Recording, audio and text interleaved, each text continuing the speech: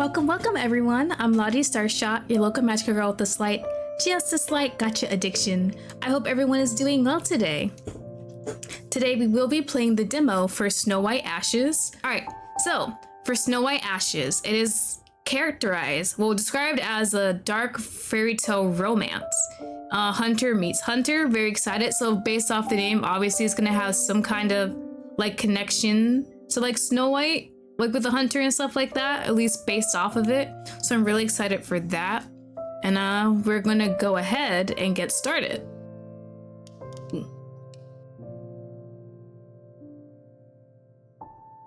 The art's really pretty. I'll walk through an ashen wood alone. Frozen earth crunches, crick, crack beneath my feet. Fat blurry snowflakes fly by, aglow with the moon's bright light. I can never truly be lost, not on a night like this, when she shines so round and full, gazing down from the winter sky above. Still, it'd be best look like I am.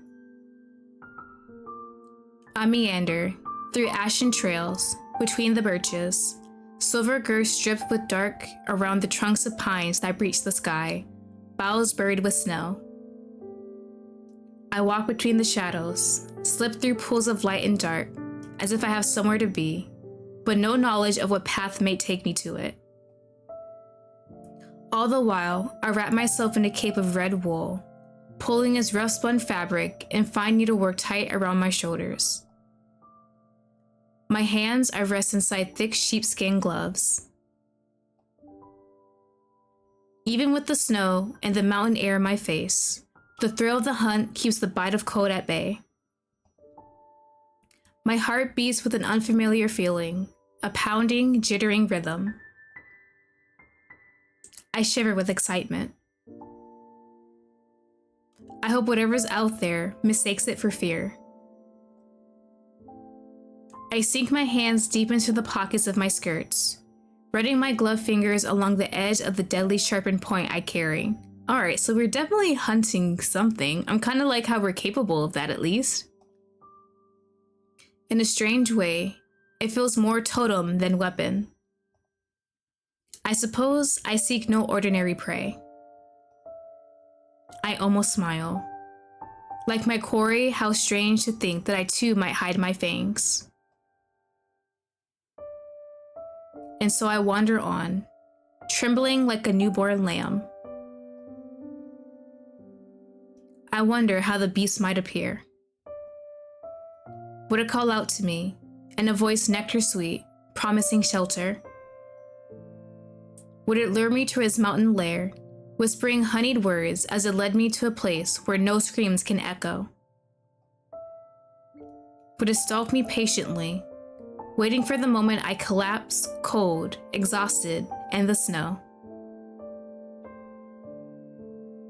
As I wander and wonder, I find myself growing impatient, the cause of my shaking turning from thrill to frost. When would it appear? Would it appear? Am I not the image of the perfect prey? Alright, so we know there's a beast out there somewhere, and we're trying to make us look like we're perfect for hunting to try and ambush it, seems like. I'm running out of time. No, sex fixations are a luxury I can't indulge in. I cannot rush this. I need my mind clear. Surely, there is some way of drawing its attention to me, until it can no longer look away. I feel in my pockets for the small, sharp knife I use to whittle my weapon to its deadly point. What simpler way to entice a beast than with iron fleshly drawn? But did I need to go so far? Perhaps it was not flesh it was hungry for. Perhaps I simply needed to call out to it. Ooh, okay. First choice. Do we want to go the blood route or singing to it? Ooh, can we save in demos? Ooh, we can save. Alright, your turn. I'm gonna do the blood route. I draw the short knife from its sheath and roll up my sleeve. Without hesitation, I press the blade against the back of my forearm, watching as a thin line of crimson blossoms against my flesh. The pain that comes is a sensation I'd long forgotten. I almost cry out in surprise. Hastily, I take a long ribbon from my hair and wrap it tightly around the fresh wound. Red against red, it entwines around my arm, like the bark around a birch's trunk, like the skin of an apple, peeled away with a knife. A sudden sound echoes from the distance. Shaking me from my thoughts, I turn. No longer do I hear the wind through the trees, the hooting of an owl, or the scurrying of a squirrel. It is as if if the world has gone completely silent and still, save for a pair of carefully approaching footsteps. It is seconds longer before I see it, a pinprick of light in the distance, a blur of white like the snow swirling around me. Gradually, it comes closer, blinking, flickering, bright. All the while, I stay still, so still like my heart has forgotten its beat. Closer it draws, closer still, until finally I make out its face, framed in white, lock eyes with it. With him. Ooh, looking pretty. I can't move or turn away. I can't even breathe. That eye stares back at me with so deep a green. Are you lost? He sells, and like a spell broken, I shake out of my daze, the wind and the sound of the night roaring in my ears. His voice cuts through it all, clear as a bell. Are you hurt?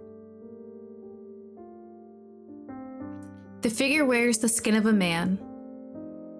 A skin so impossibly fair, it reminds me of the broken statue of an angel I once saw in a ruined castle. The surface of his marble polar coat as ice when I brushed it with my fingertips. How flawlessly smooth, how otherworldly. That lonely thing left behind in a place of broken granite and brittle stone. I wonder if the being before me is as cold to the touch.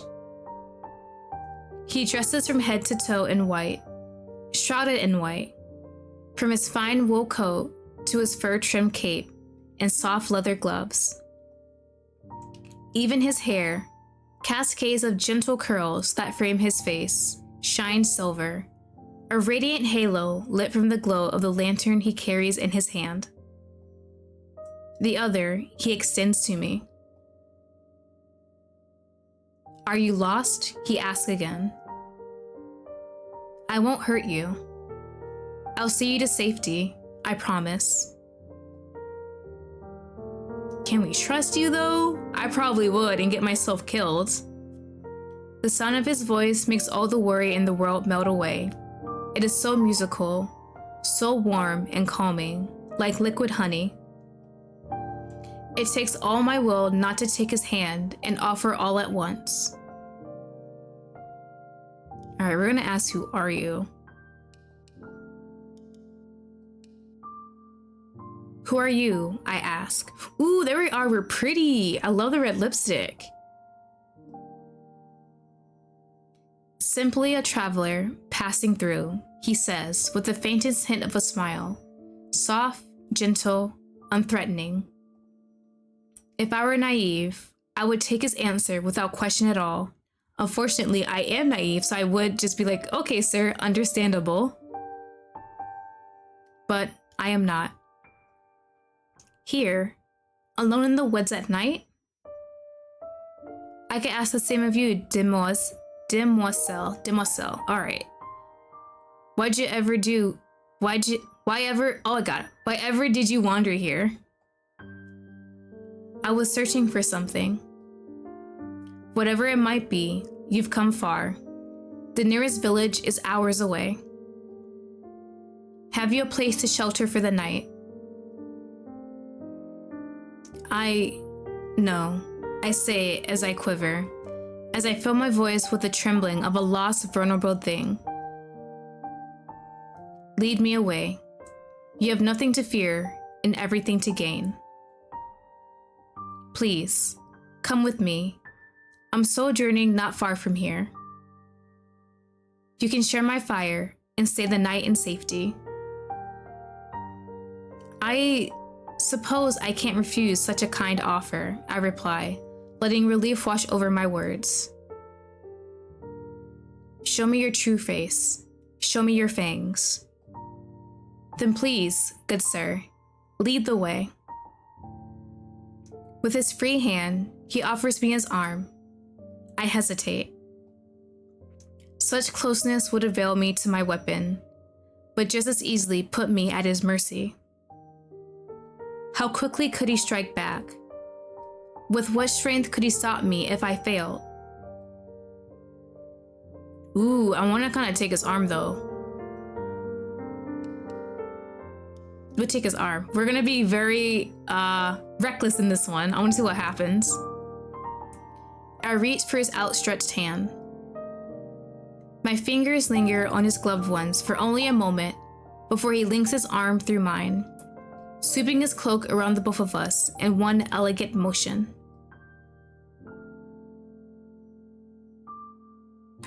It's so pretty. I love the little snow effect too. I cannot help but gasp. Forgive me if I startled you. I thought you'd be warmer this way. I'm fine, I stammer, digging my other arm deep into my pockets, gripping my weapon tight. His wool cloak and warm furs around my shoulders do keep away the cold. But I feel no warmth from him, no blush across his pallid cheeks, not one breath from his lips fogging in the night air. He smells of incense and pine and, faintly, the metallic tang of iron. I wonder if I made a mistake. My heart stammers as I walk beside him, his beat and unfamiliar drumming in my chest. Thankfully, he slows his stride to match mine. I take a deep breath and keep myself steady, staying alert as he leads me onward through the trees. It does not seem he will strike me here. I must be patient. I will wait.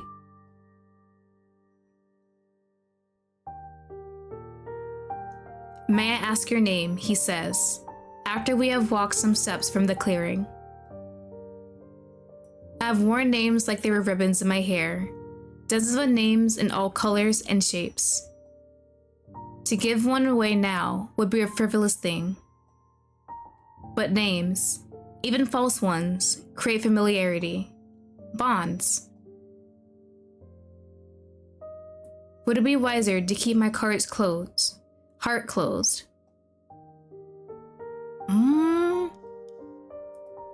I think I'm gonna tell him a name. Since you said we have different names, I will say a fake one. It should be fine, right? You may, of course. My name is, so I gotta E, okay. My name is Lottie. Lottie, he repeats, savoring each syllable. That's lovely. He sounds like he means it. Like there's a heart that still beats beneath his borrowed skin, that flutters at the sight of goodness and beauty, that thrums at the sound of a maiden's name. And yours, I ask? Gabriel, he smiles. Like the old angels, I murmur. If I were naive, I would wonder if he is old enough to remember the angels, from the days long before the mist descended, before any gods and their icons who watched from above fled as the undead and unsated plunge the earth into pestilence and death and rot. Oh, okay. Kinda, sorta like an apocalypse setting? Interesting. I would wonder, had he ever plucked an apple from the branches of Elysium, tasted its sweet flesh? But I know better. My parents were fond of the old tales. Well, for them, for different reasons, he says, with a wistful smile. What reasons? My father valued the strength of divinity. My mother valued their tales of virtue. A name can be a gift, and I treasure mine, as I treasure their memory. You must miss them. I do, he replies softly. I wait, but he does not continue. It's not enough. I need more.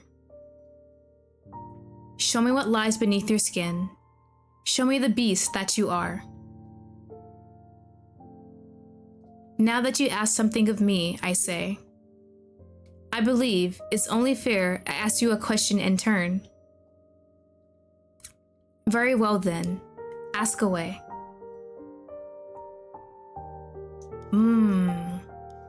I think asking about his purpose would be good. Kinda see if you maybe catch him in a lie? You said you're a traveler, but why here? Why these mountains? This forest? I often come to the mountains to hunt. I love the air here, the pristine wilderness. Of course you would, you wild thing. But sir, your clothes are too fine for a mere huntsman.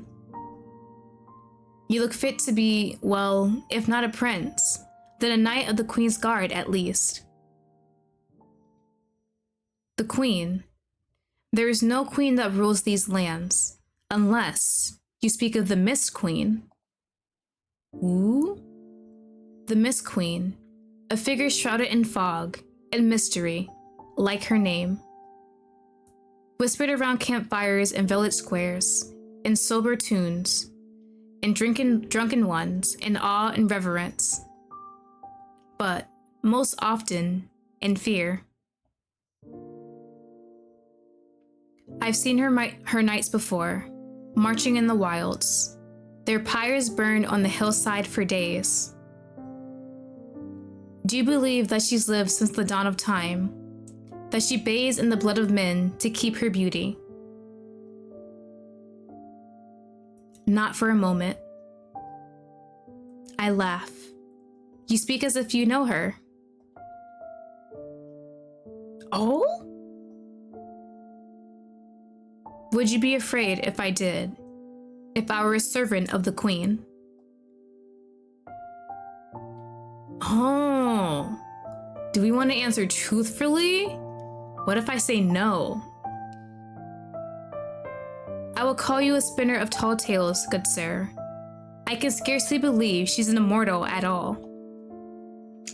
The Mist Queen and her Ashen Prince. They sound more like fairy tales than living, well, unliving people. After all, who could remember a time before the mist fell? Who can say whether the undying still walk this earth? Yet, if you are only a servant, merely a pawn, I would think her unfit to be queen of anything at all, how poor her sense of virtue is. You believe me to be virtuous. Well, here you are, helping a poor lost damsel in the snow. I laugh. It's only human to help others in need. Kinda suspicious about this only human part. Are you human? I shake my head. Some would disagree. Some would seek an advantage over others. That is human nature, my hunter. In any case, there is something gentle about you. I cannot think to place you among her scores of blood-soaked knights. He looks at me for a long time. I wonder if I had said too much. You're a strange girl. A strange, bold girl. A girl. I'm well past 20 summers, but do not think to ask how many, gentle hunter. I shall not. Have you a family then? I did, though I was a stranger to them at first. They welcomed me into their home and became just like family to me. I loved them very much. But those days are gone now. He gives me a look of sympathy. I'm so sorry. I'm like you. I once had a wife and son, but plague took them from me. I'm sorry for your loss. I consider what to say next. Ooh. Would he want to talk about his family? It's asked about his past or asked about his family. I feel like I want to try and see what happens if we ask about his family. I know he said the plague took them, but maybe he'd be kinda happy talking and reminiscing? Who knows? If I may ask, how did you meet your wife? I wasn't always a hunter. Once, I was a young doctor in a small countryside town. She was my first patient. She injured her leg trying to rescue a lost sheep and was so embarrassed she was rather unkind to me while I treated her. She warmed to me eventually, and I grew to love her stubbornness. A pained look flashes beneath his emerald eye. It hurts me more than expected to hear him speak of her in those words with that tenderness.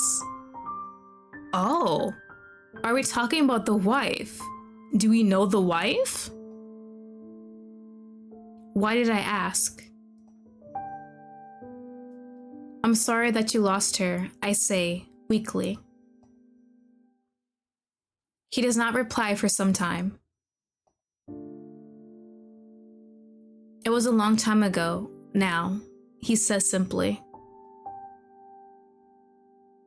Is that all you have to say? Even the wind is silent as we talk, the crunching of our footsteps the only sound in the night. It's a relief when he turns the conversation away.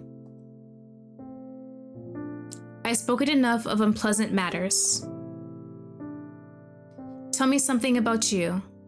What do you enjoy? Ooh. Let's do the singing. I love songs. When I sing, I never truly feel alone. I agree. If any gods still lived, I thank them for blessing us with music. He looks about to speak, but hesitates. Are you often lonely? I'm quite used to it.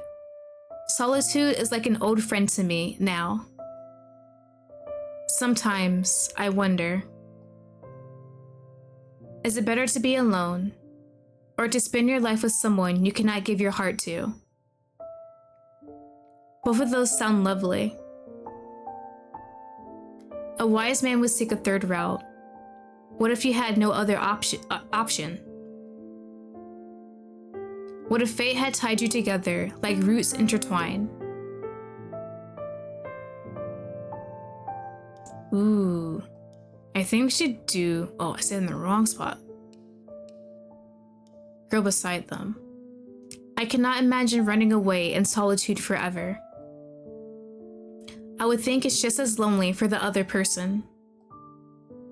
Would you abandon them, leave them to their burdens, not even try to overcome the fate that you shared? Forgive me.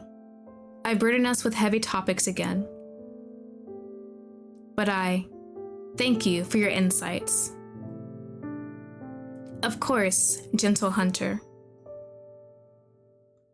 I searched my mind for another question, another distraction, when suddenly a howl, long and low, cuts through the night. Wolves. Stay calm, he says in a hushed tone, folding his cloak around me as I clutch his arm. I did not realize I grip him so tightly. I am calm. I should be calm. But the fear that I feel, it isn't mine. It runs beneath my skin like a rapid coursing river.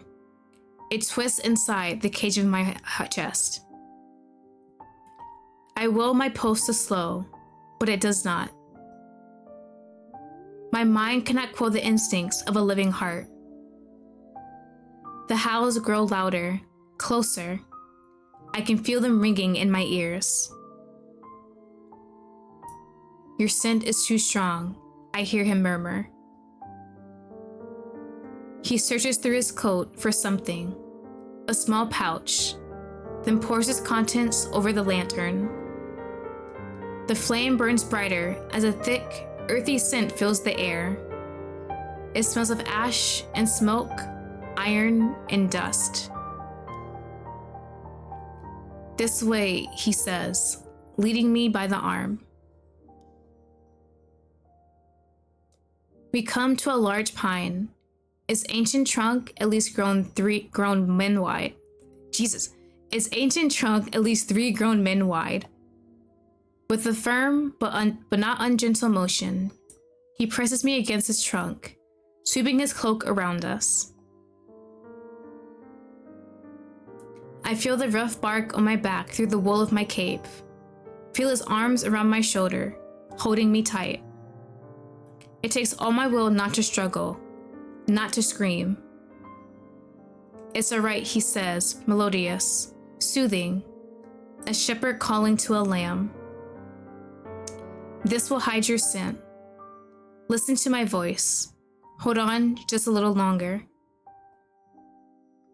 This close, I could hear his heartbeat beneath his chest. If only he had one. I could burn beneath his arms. If only they were not so cold, cold to the bone. We stand there for what feels like eternity, before the howls grow silent, and the only voice left on the wind is the whisper of the trees.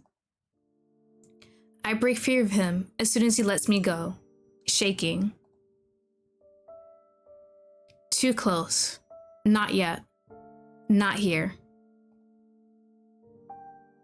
Forgive me. It's not far ahead now. Can you walk the rest of the way? I'm fine, I say, steadying myself, fighting the quiver in my voice.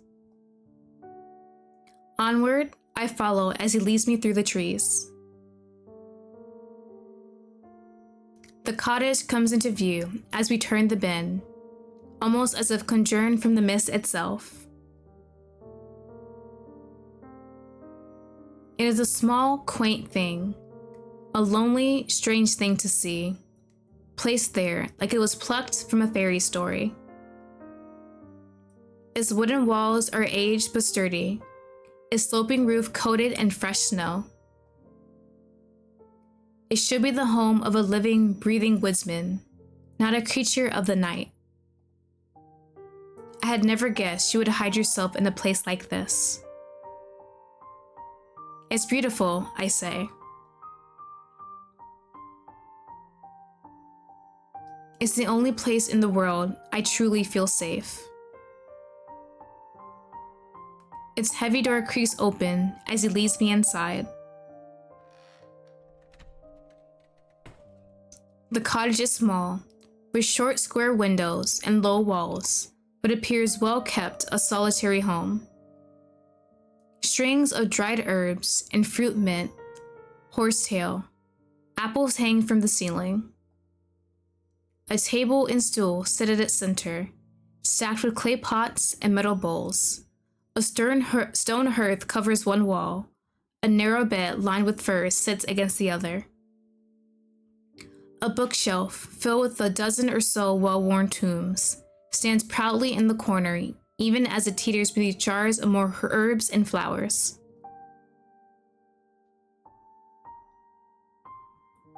The scent of incense, sweet and heady, fills my nose as he lights the kindling to the hearth.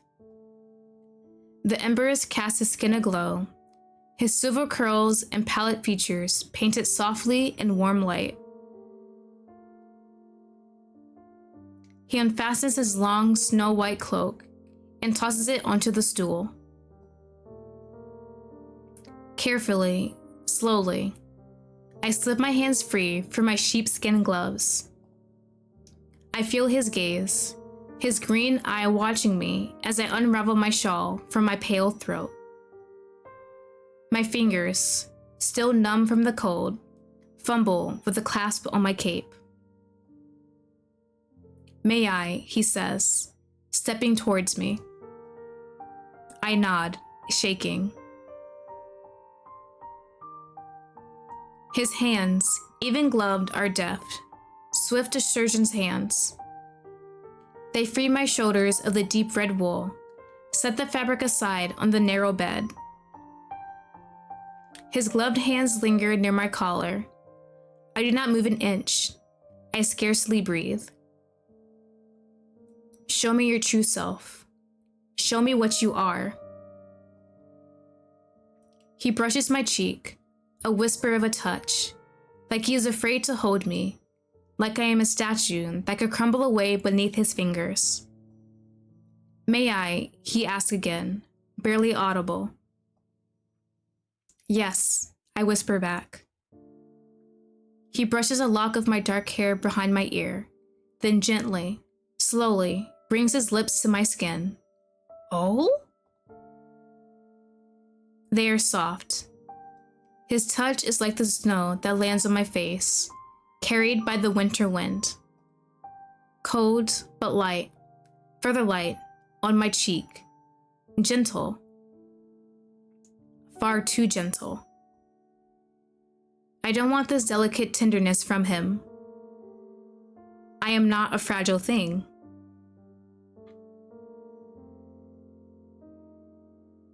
That was kind of quick. Hello.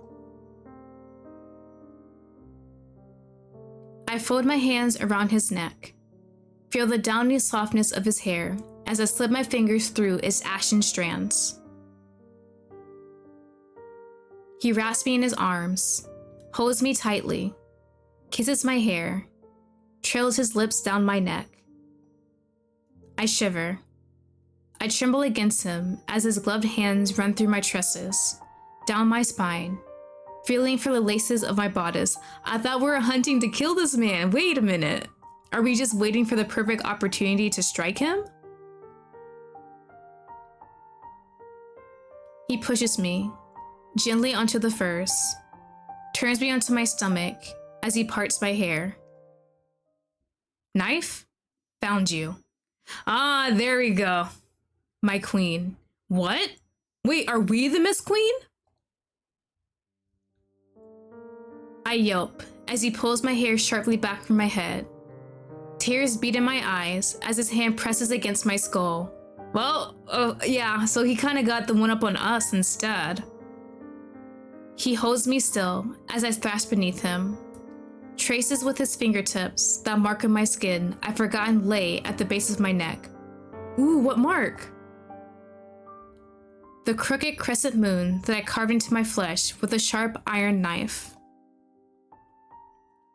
"May I humbly ask you, O Lady of Moonlight?" He whispers, softly into my ear. The fire crackles and roars, casting flickering shadows around us, but I feel nothing but ice run through my veins. There is no hunger in his voice, no warmth, no desire. Only white, cold fury. Oh, he's mad at us. Why exactly do you follow me here, Celine? Our true name? Who? I don't know what you mean. Let go of me. Give this up, Celine. I've known you far too long for a new skin to deceive me. Wait, do we have a new skin? Do you mean actually? Why are you here? What game are you playing? I swallow and go still, trying in vain to slow my racing heart. Steadying my voice, I say, let me go, my gentle hunter. I can hardly run from you here, can I? I feel him hesitate for a breath, a moment that feels like a century before he loosens his hold on my tresses, lifts his weight from the bed, then stands. The relief I feel is short-lived. I curse myself that I shiver still at the memory, the whisper of his touch. That I lost my own senses, forgot for a moment who I was in this body. That I mistaken his tenderness for anything other than the luring of his prey. I shift upright on the bed. I don't trust my legs not to buckle under their own weight. He stands, a few feet from me, a gloved hand over his pale lips as a sigh escapes them. Yet, he does not need to breathe. How dramatic. Does looking at me, even in this borrowed form, disgust you so? Would you care to enlighten me now, my queen? He asks, folding his arms. I take another deep breath. Ooh, okay. Now I'm very curious about the relationship. Yeah, overwrite that one. I want to see how it's gonna work out. I can ask the same of you, my hunter. Why don't you tell me, dear, why you're here alone in the mountains? Away from the castle, inviting pretty young things to your bed. Oh, are we jealous? I did not expect him to flinch at my words. The anger and pain that flashed through his face almost make me regret them. You hardly count as a maiden, sweetheart, he says sharply. And when did you have any right to criticize me? I never said a word about the scores of bloody hearts you left in your wake. That is not what this is about. Then what is this about? Did you follow me? Did you think you could have your way with me if you stitched yourself a pretty new face? So this isn't what we actually look like. Now I'm curious. I did no such thing. I know your victims have to die before you sew into them. Did you murder an innocent girl for this petty plan? Oh? The final line makes my borrowed blood boil beneath my skin. You, how dare you, Gabriel? Have I ever been callous and unmerciful? Have I ever treated humans like playthings? This girl was dead when I found her. He laughs. It is a short, dry, hollow sound, like the winter wind knocking against the walls. You haven't changed at all. A plaything? Is that not how you treat her now? Wearing her corpse like a summer gown. I could try to calm the iron that pounds through my veins, the anger that courses with it, but I do not. I cannot. To have a heart unstill is to have thought and feeling ring through every beat. I let my long buried rage, my pain, bleed through every vein in my being. Aren't you curious how she died, my loyal hunter? I ask, mirroring his bitter, mocking tone. Why? Why should I be? She was killed, I see, by a beast wearing the skin of a man. One of our kind. Oh, okay, so they're the same. Okay. His expression freezes. And she was not the first. Countless maidens have gone missing for the mountains, turning up dead, drained and cold. Colder than your eyes are now. And now, who should I find here but you? You think I did this? You think I killed them? Have you lost your mind? Why would you hide yourself in the wilderness? Why would you disappear for months? Why wouldn't you tell me where'd you gone? He goes quiet again, staring at me with a deathly gaze. His next words are nearly a whisper, but if words had weight, his would be heavier than stone. How dare you, Celine? How long have you known me? How many centuries have I followed you loyally? I never forced you to serve me. I did not beg you to follow me. I always gave you a choice. You didn't give me a choice when you turned me into this, he hisses, motioning to himself as he parts his hair from his face with a violent gesture. I look away. I cannot stare back at those eyes. He's right, after all. After all this time, you still despise me. I don't despise you. I despise myself for believing that you trusted me. I do not reply. I hug my knees, still shaking, cursing my weakness, cursing the blood flushed beneath my skin, warm and flowing and despicably human. What was I thinking? I thought I had prepared myself well. I am the Mist Queen, a woman who has walked the earth for millennium, wearing as many faces as the moon. It should be child's play to appear to him an innocent maiden, test his loyalty, his intentions, discern his innocence or his guilt. And then, should I have found him fallen from grace, then I will fulfill the promise I made to each and every one of my faithful vassals, should ever their hunger outweigh their humanity. Yet, with him, could I fulfill the oath I made so long ago, when I brought him back from death, ash cold, in my arms? Even knowing he could now be a monster, changed from the loyal knight I knew, when I look at him now, I cannot see anything but the face of the kind, young doctor I met in that sleepy town by the wood. The face of the man I loved lifetimes ago. Perhaps the Mist Queen could steal her undead heart, cast aside her feelings. But foolishly, I've forgotten one thing when I donned this skin. Flesh weighs down the spirit. Memories housed in a foreign mind may as well be half-remembered dreams.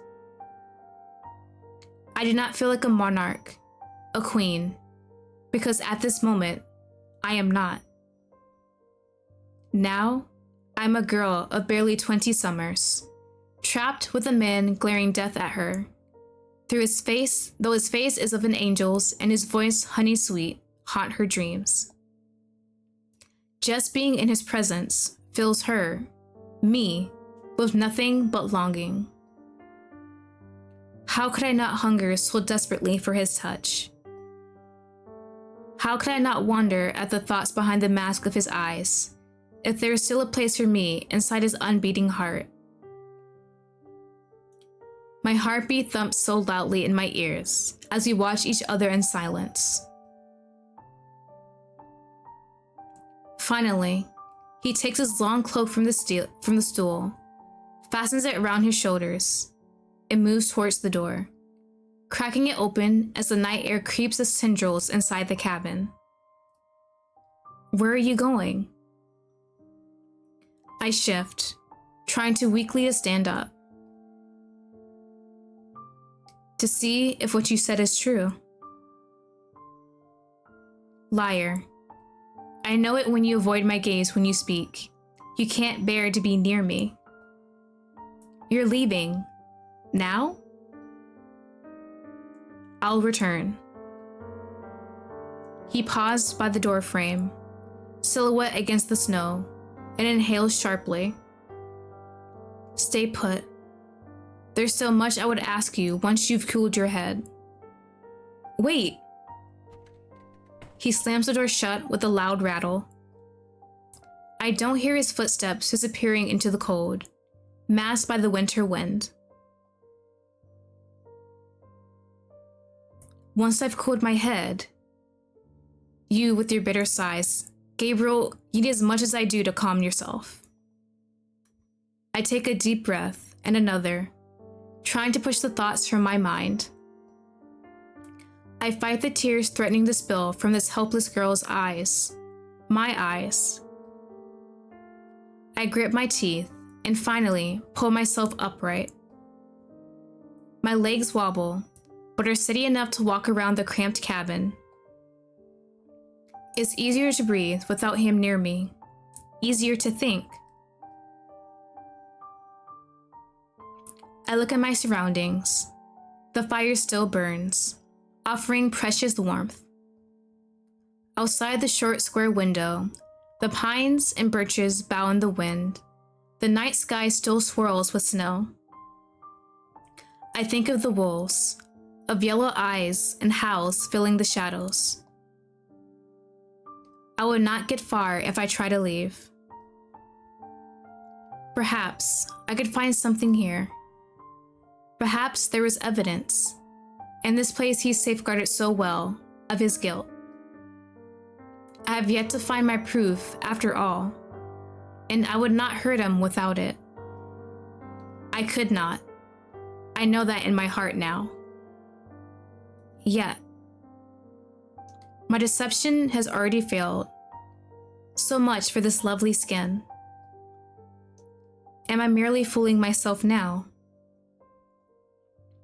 Was it time to abandon this body?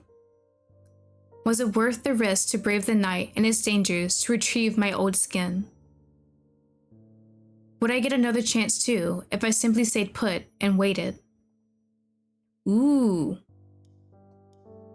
I want to search the room. I decided by looking around the room. It is the picture of warmth and solitary home, if cramped and unkempt. Did he lure any victims here? Did any proof remain of lives taken and iron drained? The pain that flashed through his eyes was real.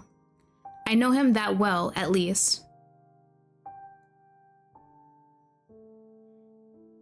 I know his every look, the shape of his mouth, the tilt of his head, how his unwavering gaze burns in my dreams.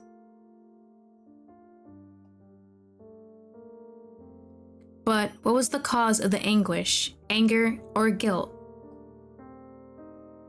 If my gentle wolf is not a killer, then what secrets does he keep? I shift through the piles of garments and furs strewn about his clothes, worn and mended over the years with his familiar crooked stitching. I toss them aside indignantly.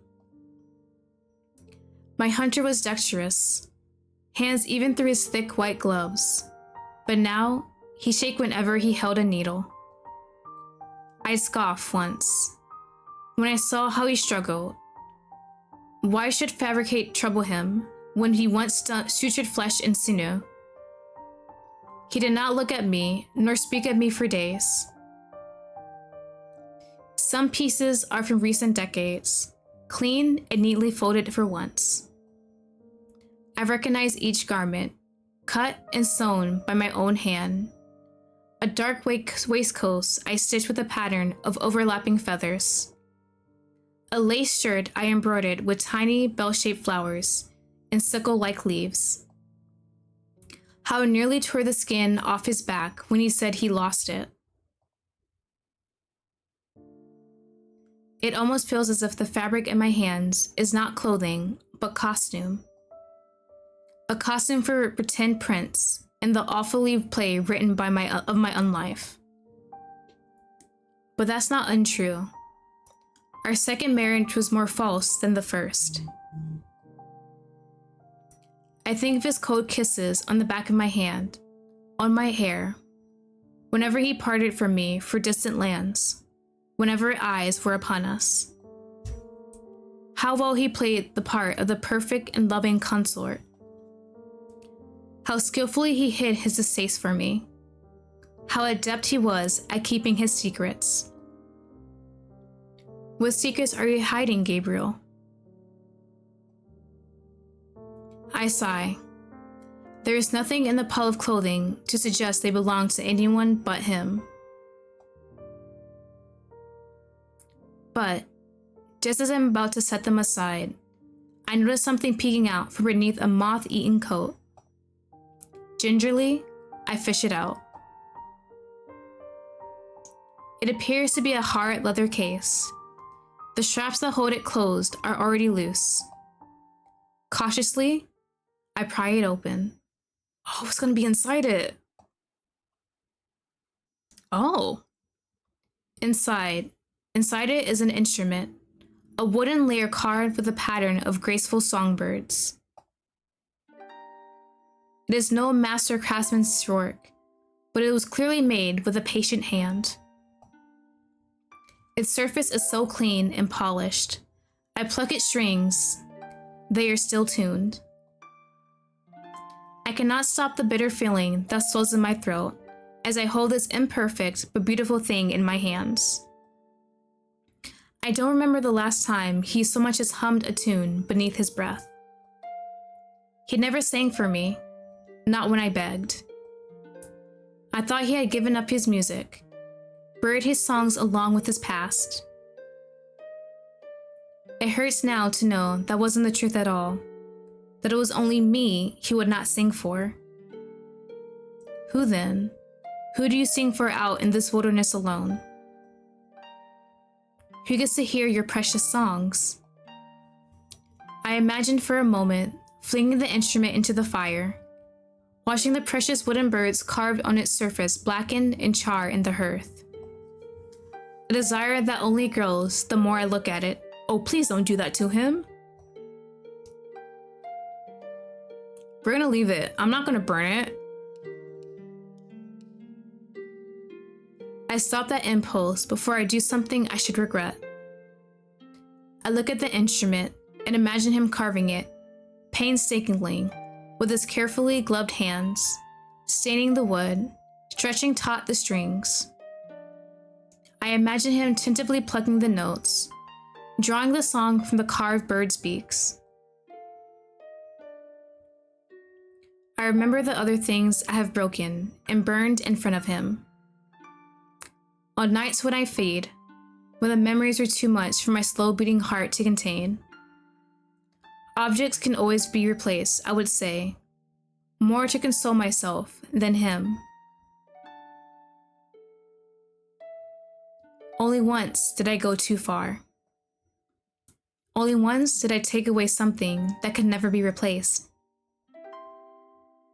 Though a lyre could be carved again, though it would feel satisfying to ruin it now, I know it would only lead to more regret soon after. I carefully shut the case and place it back beneath the pile of his clothes. I sit with my head against my knees for a long while, trying not to think, remember, or feel. Finally, I turn and glance at the shelf filled with herb jars and piled tombs with a deep fatigue. Shaking off my weariness, I reach for a volume from the shelf. Its spine cracks as I open it. The pages are filled with the scrawling handwriting, notes and paragraphs in fading ink, nearly swallowing myriad sketches of plants and herbs. You never won for keeping idle, were you? I set the book aside, sank down to the floor, buried my head in my arms, and leaned back against the bed. It's the living blood addling my senses. I think, but I can't bear how much this presence fills this room. I can imagine him, bent over the teetering table, jotting something down with his perfect, elegant gloved hands. Laying his head on the pillow, listening to the mountain wind, eyes blinking closed, sleeping off the iron embittered from spirits nowhere. Dreaming of something I can only guess at. For how many times have I heard him cry out in his sleep? It feels as if I'm the intruder here. It feels as if this place itself is a piece of him I was never welcome to see. I continued my search without enthusiasm, finding no signs of any other inhabitants, willing or otherwise. It seems that no other soul has ever visited here. Or that he cleaned after himself well. I stand up, only to collapse back onto the bed. The hours in the woods, the walk through the cold, the heated words all have exhausted this weak and unfamiliar body. I need a moment's rest before I resume my search. I curse the iron, warm and flowing, running through my veins. The fire still burns in the hearth, and the furs are so soft. I only close my eyes for a moment. Did we fall asleep? I stand in a long, empty hallway. Darkness is all around me, blacker than a night without a moon. A polished mirror stands in the gilded frame. I step toward it, my footfalls making no sound. Oh. My face stares back at me. Ashen and pale, framed by dull, dark hair, like a dim moon on a foggy night. My eyes are like slate, cold, gray, lifeless. I close them. When I open them again, she is gone. A new face stares back at me. A young woman with glossy black locks, bright red lips, and eyes that twinkle like jewels. Like what you see, my queen? Want to rip it off and wear it yourself, she asks, mouth twisting in a wicked smile. Ooh. I step back from the mirror, but her voice still rings, growing louder. Do you remember my name, Celine? She asked. Do you remember the name of the corpse you stole from her grieving parents? Oh? Mia, I stammer. I had no choice. The girl in the mirror twists and morphs, screaming, laughing, flesh shifting and turning until her skin rests, finally, in a shape far too similar.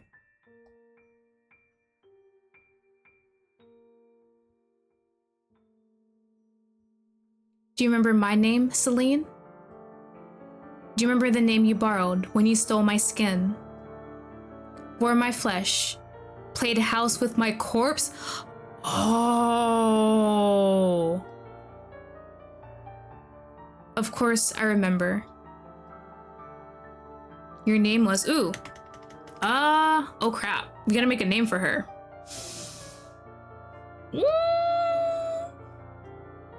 Oh crap, I don't have names in my mind. We'll just do star. Star. So was Star Gabriel's wife? What's his name? Endymion. Endymion?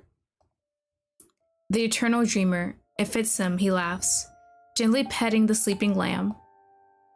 Oh. Autumn. 336 years ago.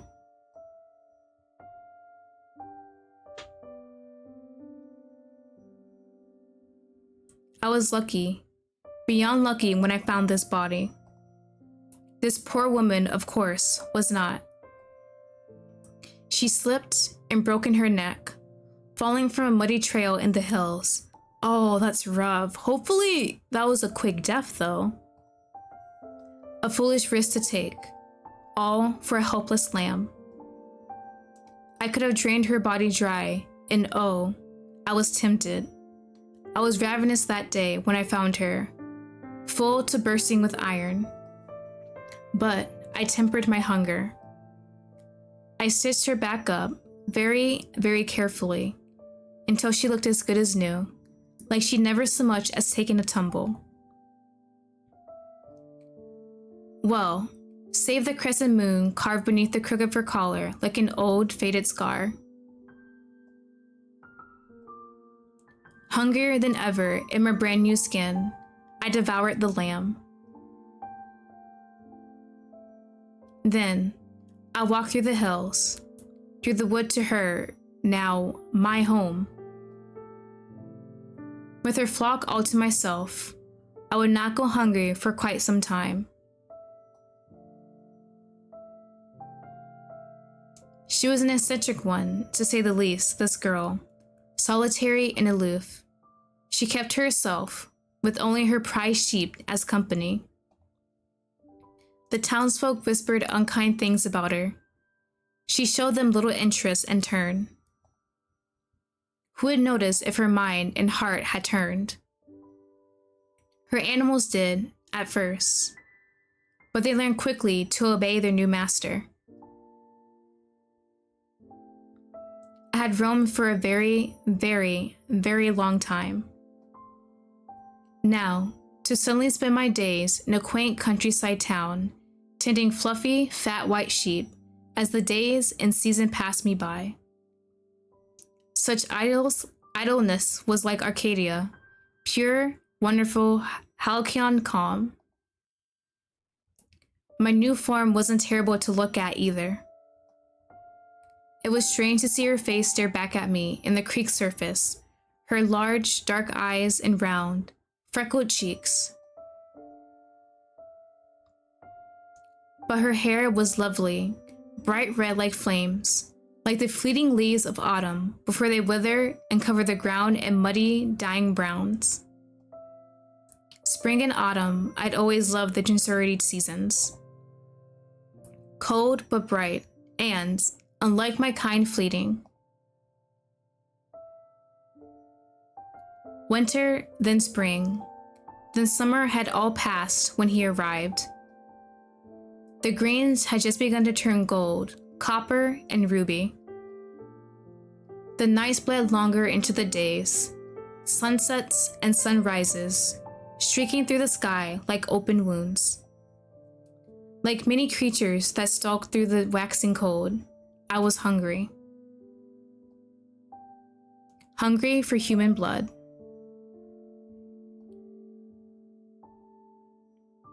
I thought he was a traveler. I had never seen his face before. I would remember it if I had.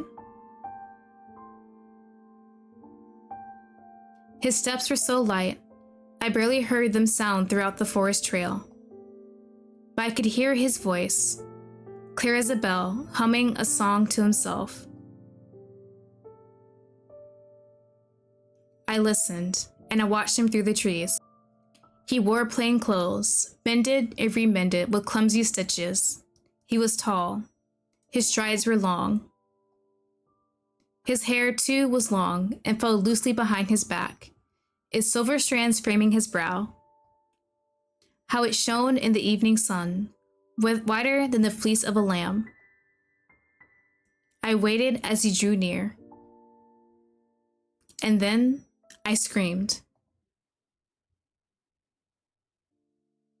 I didn't expect to slip and gently hurt myself. I didn't expect to need his help. It was your fault for distracting me, I say, more to myself than to him. I'd kick you if it wasn't for this bloody sprain. I can't advise that, demoiselle. You'll hurt yourself again. He stops as I lean against him and mutters something unintelligible. Do you need to rest? He asks softly, voice tinged with concern. You've only just met me. Why do you care? Carry me back. I can't walk anymore. I didn't expect him to literally sweep me off my feet. I was joking. This is fine, he says, as lightly as my body apparently weighs. You're like a feather. Oh, he's so pretty. He kind of reminds me of his appearance of Cassius from Grand Blue Fantasy. Just hurry back before it gets too dark, and his hair was much longer here. It'll be alright. The moon is full tonight, see? Sephiroth? I can see that. The trees in the path ahead clear their branches from the sky as he walks. I look up and see her full, bright face shining down on me. So she is, I murmur. The lamb is much more worried than I am, forced to walk the long trail on its own legs, and falls fast asleep at its mother's side.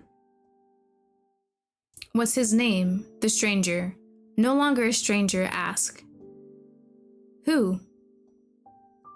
The little one whom you went through so much trouble for, he says, motioning to the slumbering lamb. I look up at the sky, and the moon and her stars, and say the first thing that comes to mind. Endymion, the eternal dreamer. It fits him, he laughs, gently petting its soft fleece. There is something beautiful about the sound of his laughter as it leaves his lips. It reminds me of the notes of a lyre, lovingly tuned, of a song I once heard in a time and place far, far from these sleepy woods. Perhaps it's the blood that flows within me, the fatigue of this human frame. Night was never the domain of the living, that plays with my senses. It feels for a moment like I am standing inside a deep and pleasant dream. The wind gently caresses a strand of his long hair, silver as the moon above us, as he turns to me with a look of embarrassment. How silly of me. I asked for the young lad's name before yours, demoiselle. My name is Gabriel, he says warmly. And you are? Oh, and that's how they met. That's kind of sweet. The days grew colder and darker, autumn bleeding into the winter. The old year breathed its last. A new one sprung from its ashes as the nights grew short. My body did not change. Oh, since it's like a corpse skin, it's not ever going to change, is it? But the world around me did. The days grew warmer as the earth bloomed into spring, and then, finally, summer. Like the seasons, my aloofness at his presence gradually turned to acceptance. And then, before I knew it, fondness. Soon after, he was in my thoughts every night. Instead of the nightmares, the century of memories that tormented me in my sleep, I saw his face, smiling. I heard his voice, clear and lisping, soothing me with a gentle song. He had always smiled at me, even when I stared past him, stone-faced, arrogant, disinterested. But now, when I smiled back, the way his eyes would shine and brighten his entire face, I felt that all of the people in the world, I was the only one looked at that way.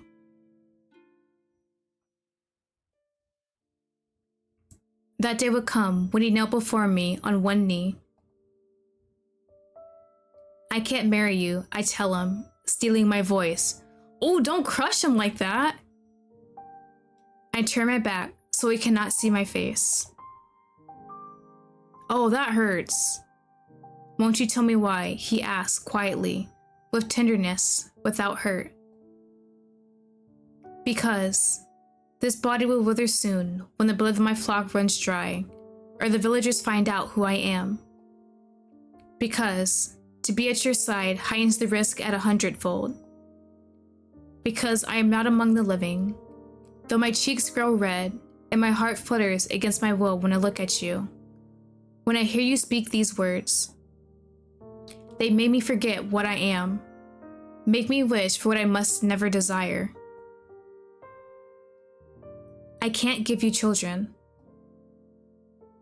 I know, but I am not a lord or a prince. I don't need you to bear my flesh and blood. Besides, I know nothing can replace the lambs as your little ones. I wish I could tell you I tended them so tenderly because they are my lifeblood. I hardly had the means to keep a hearth and home. You've seen the way I live. But you can stitch and sew like no one had ever seen, and I'm a half-decent cook at the very least. If only it weren't so sweet. I still cannot. Do you dislike me? No, spirits, If you don't feel the same for me, then I'll leave your sight at once and forever. You fool. I love you more than you could ever imagine. I love you more than the moons love their fiery star, more than anything and everything I ever held dear in the long centuries I've walked through mist and earth. I want so much to hold you and never let you go. Then don't torture me so. Please say yes. Please, make me the happiest man in this world. If only I were myself, my true self, could I have refused you? But I was not. At that moment, I wore, and I was, the foolish young girl who loved you.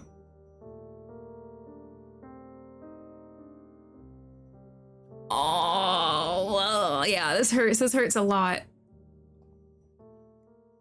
Now knowing about the past, oof. There was guilt in the back of my mind, in the far corners of my heart in the days that followed. Guilt, a foolish and human emotion. But I was so happy. I could bury it beneath the flood of joy that flowed through me, that poured from my heart like a fountain.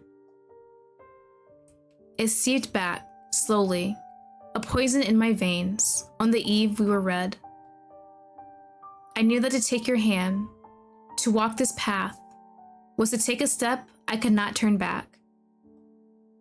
That perhaps the gods and their icons, if ever they lived, would not forgive me.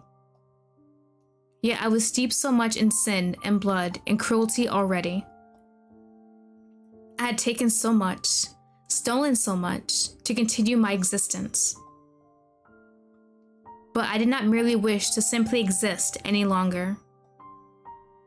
You made me wish, for the first time since I had truly been alive, to live. Perhaps he sensed the hesitation, the feeble, silent cry of my conscience. We don't have to. We can wait if you're not ready. Why did his words only make me grow hungrier? I am. I want this. I shut his soft, sweet lips with mine. The body that I wore when I spoke my vows to you was both living and unliving. A body that was not mine to live with, to love with. Oh.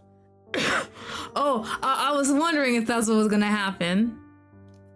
But the heart that beats like a butterfly's wings when you kiss me, trace the crooked moon beneath my collar as you slip free the laces from my wedding gown.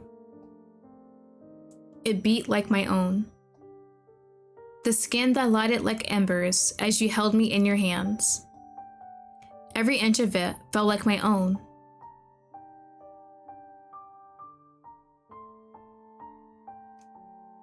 I loved him too much to stop. I hunger more for his touch than the sweetest taste of iron on my tongue. Though the name he whispered in my ear was not mine, the tenderness which he spoke it belonged only to me. What did it matter what shape I wore, what form his fingers traced, or gentle arms embraced? Your arms were only made to hold me. Your eyes are made only to behold me. Your heart should be only if it loves me. Ooh, I love those lines.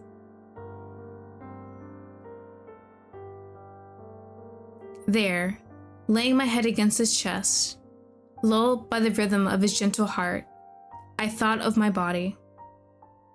My true body, lying cold beneath the earth.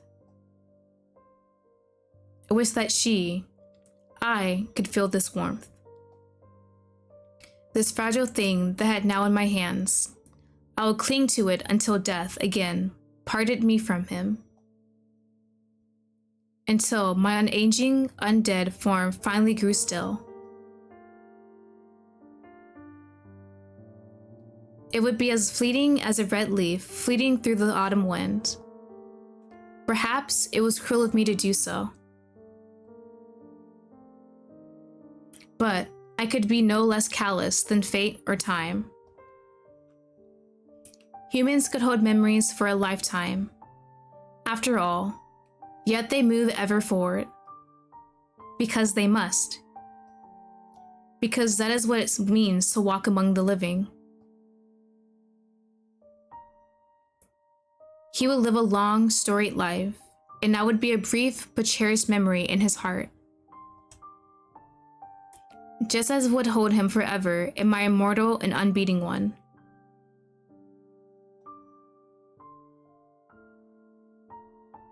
Aww. Looking really sad, or so I had thought. That night, cradled in my arms, I see the face of the girl whose skin I wear in my dreams, melting away into blood and bone.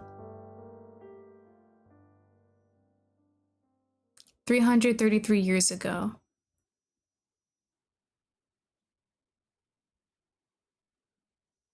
I smiled now at the villagers when I walked through town. I no longer hummed to myself as I spin wool into thread and thread into cloth. I share my joy with the birds, the flowers, the lambs, him. Like fabled Arcadia or fair Elysium, my tranquil days pass by in peace. Yet sorrow does not temper joy. It only makes it grow sweeter by contrast. And sorrow do pass us. He lost a patient for the first time, a mother to childbed fever. Soon, one of her sickly newborn twins follows her. How it eats at him, my poor, sweet, gentle lamb. I console him that day, as best as I can. I have seen so much death, been the cause of it at times. I do not know what words he needs. But I hold him tightly, and let him hold me. Then at night, I lull him to sleep, slip out from my bed, and feed on the iron still sweet. Mother and son are buried together. Nobody notices that the corpses are lighter, taking every opportunity, can't she? Still, It weighs on my beloved, and the days that follow. Image of that unbreathing babe, and the weak, weeping one left behind. And so, against the last fraying strands of my better judgment, I tell him, let us take in that child as our own. Oh. And how did that work out? I sew the head of a small wooden doll, suturing the seam along its neck with a long red thread. It is a lamb. Its fleece is made of the softest wool I could spin. When I finish with its head, I take a thick black thread and give it new eyes, adding tiny white stitches for a twinkle in each one. Finally, I take another red thread from its mouth, stitching it a small, sweet smile. Every stitch must be perfect. It must be perfect. I work slowly and deliberately. I am careful, ever so careful, not to prick myself. I never enjoyed the sight of the iron escaping this flesh. So, I yell with surprise when I notice him behind me. Spirits, why don't you make any noise when you walk? Did I startle you? He asked sheepishly. Just as I'm about to settle back into my chair with my needlework, a loud wail comes from the bedroom. And now you've woken him. I rush toward the wooden cradle in our chamber, lift the crying infant into my arms, and rock him, gently, saying, "Oh, hush, my love, my little lamb. Maman is here." Holding him in my arms, I start to sing. Ooh. And it has like the red hair too. Come to rest in my embrace. Let the moon hold you safe. In her light and her grace, should the clouds shroud your way, or the mist hide her ashen face, I shall guide you home in her place. The babe is fast asleep before I finish the last verse of the song. I sit him down in his blankets and sigh, closing my eyes for a moment. As I stand, my beloved rests his head on my shoulder and holds me from behind. Nestled in his arms, I let him lead me back to the seat in front of the hearth. It feels so warm and blissful to be cradled myself. My love plants a kiss on my red hair before he settles beside me. "Forgive me," he whispers. "I just wanted to watch you work." "You're forgiven this time, but don't you dare sneak up on a woman with a needle again." He laughs very quietly. It sounds sweeter than a lyre's tune, a robin's song. I shall not. I finish stitching the doll as we sit in each other's company. "I thought I was adept at stitching wounds," he whispers, "but I've never seen anyone as skilled with a needle as you. One of my many talents. Perhaps you can learn a thing or two from me." Humble as always, my darling, he laughs softly. I wish I could bottle that sound and listen to it for eternity. Once I'm finally satisfied with my work, I check back on the babe, holding the doll in my hands. He is still sleeping soundly. You have a magic touch, my darling. He's yet to fall asleep so quickly when I sing to him. I smile. That's not true, my love. Who would dare slumber when you sing? The babe boy before me is so warm and small. He must dream so gently as his small chest rises and falls. His cheeks are pink and round, his short curls soft as down. A happy coincidence that his hair is as red as mine. I'd almost forgotten what my own dark locks looked like.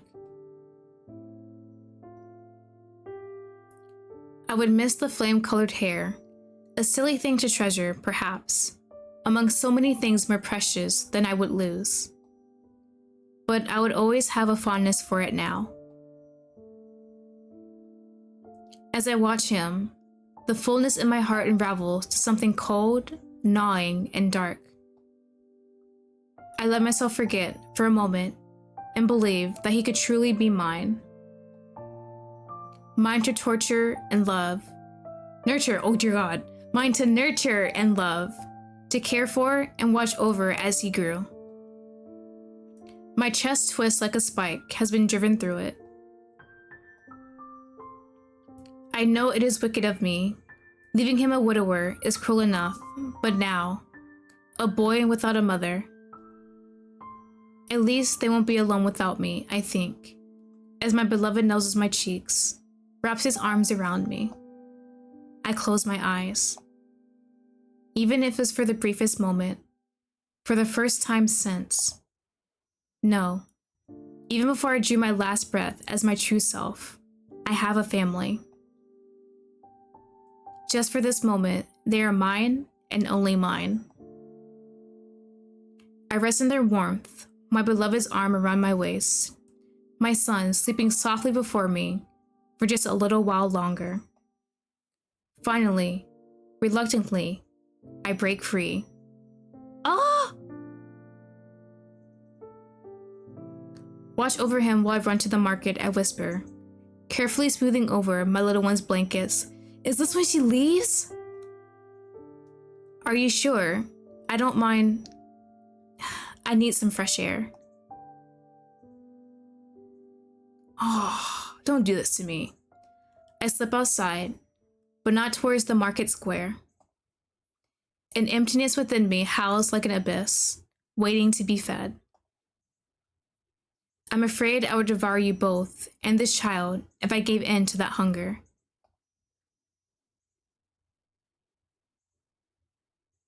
331 years ago.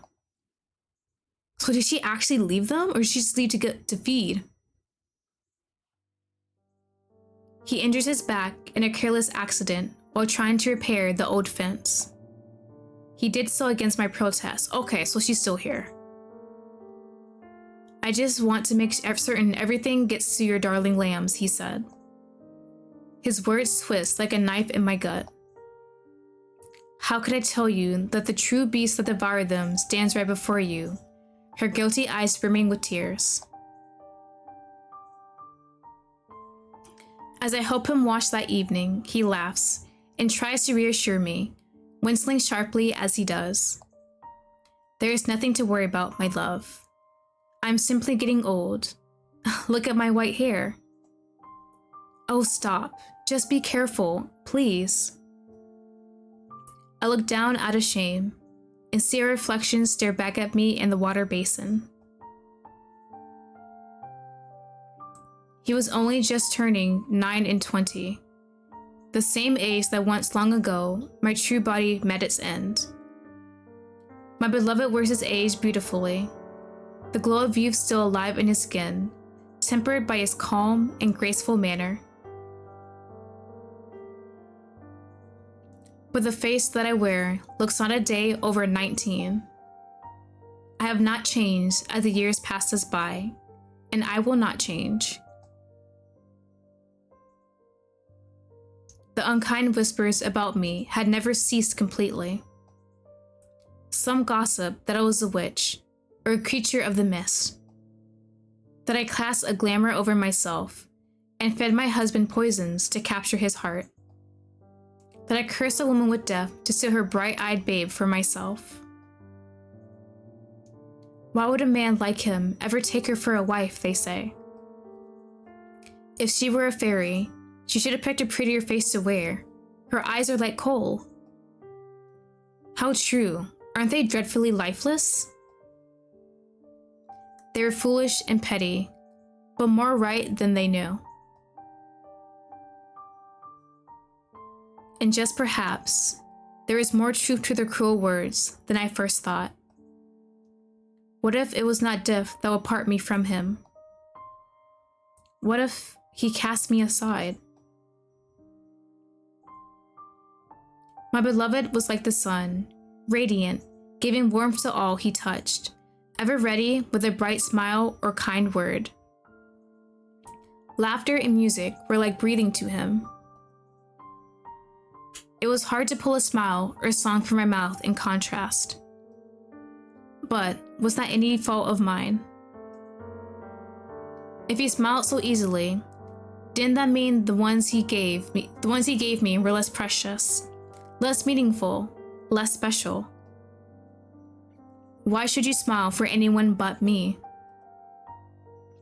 Why should you sing for anyone but me? Getting a bit possessive, okay. You're at the widow's house often, I say, seeing him pack his doctor's bag and head for the door. Oh, are we going a jealousy route?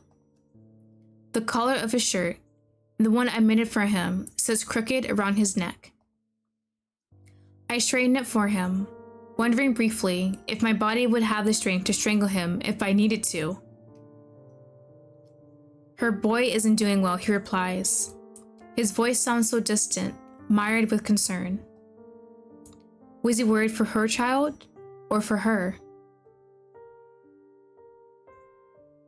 My beloved had given a beautiful eulogy when her partner passed, and how pretty she cried. She had a loveliness that not even her reddened eyes nor disheveled braids could lessen. He handed her her handkerchief, the one I had stitched for him painstakingly, with bell-shaped flowers and green leaves, the one that matched his hair and eyes. How could something I gave you be so easily handed away? When I thought of her face, with her glossy locks and fair skin and bright eyes, he looked so lovely even as she wept, and her lively young son clinging to her skirts. Her healthy child who ran and laughed like children should. I wanted to bleed the iron dry from them both. When I saw my plain face and stringy red locks in the creek's surface, when my son, still so small for his age, cried or fever or would not eat, I wanted to tear off my own skin. Were you only concerned in a doctor's sense of duty, or was there something else? Whatever do you mean, darling? I didn't realize I spoken my thoughts out loud. I don't remember what I said, what I accused him of, what words I cried, then screamed at him. Only the misery I felt, and the growing anguish written on his face. I wanted to hurt him. I want him to feel what I did, to hurt like I did. It was because of him I felt this pain. It was because of him that I knew joy. But it was because of him that I now suffered so much in my heart. Suffered from the knowledge that I would have to lose him. And I could not utter a word of it to him, for he was human and I was not. He was glorious and joyfully alive, and I was only half living, one half of my heart above the ground, the other buried beneath the earth. He was alive and I was not, and time would only tear him away from me. I would be gone, and he would replace me with someone more beautiful, more devoted, a better mother, a happier wife. And then I would wither away in his memories, and nothing that remained of my love for him would be left.